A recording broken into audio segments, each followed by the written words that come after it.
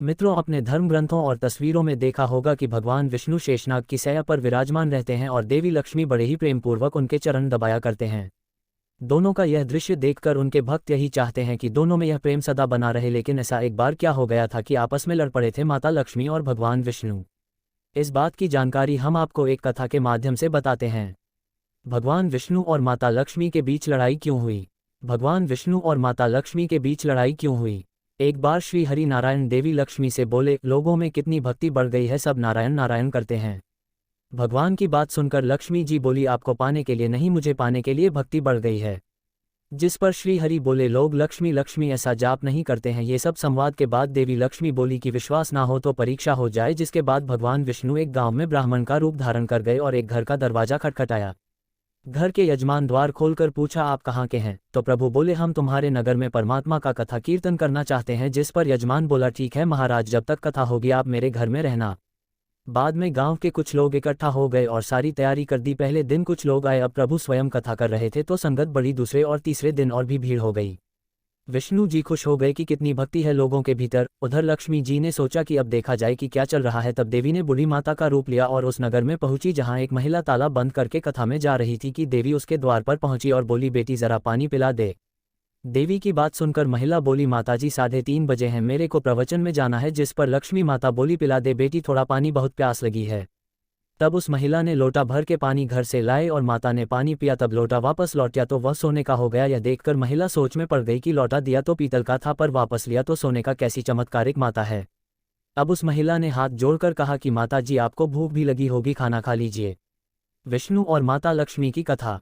लालच की इच्छा रखते हुए सोचा कि खाना खाएगी तो बर्तन भी सोने के हो जाएंगे। माता उसकी मंशा समझ गई और कहने लगी, तुम जाओ बेटी, तुम्हारा प्रवचन का समय निकला जा रहा है। जिसके बाद वह महिला प्रवचन में आई, लेकिन अपने आसपास की सभी महिलाओं को सारी बात बताई।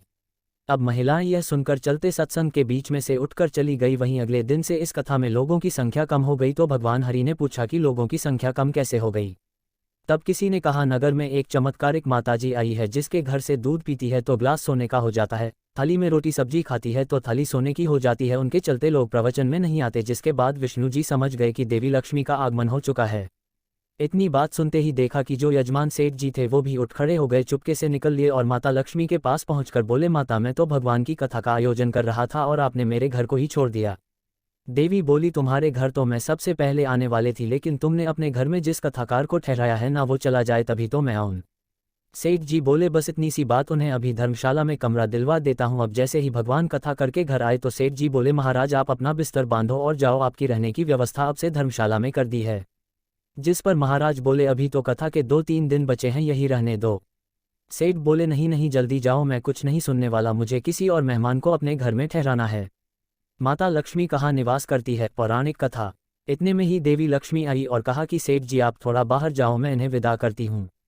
माता लक्ष्मी जी भगवान से बोली, प्रभु अब तो मान गए। देवी की बात सुनकर विष्णु जी बोले, हाँ लक्ष्मी, तुम्हारा प्रभाव दिखाई देता है, लेकिन एक बात यह देखी गई, तुम वहां जाती हो जहां संत धार्मिक अनुष्ठान करते हैं और साफ तरह से कमाई करने वाले लोग रहते हैं। इसका अर्थ है संत जहां भी कथा करेंगे आप वहां अवश्य आगमन करेंगी।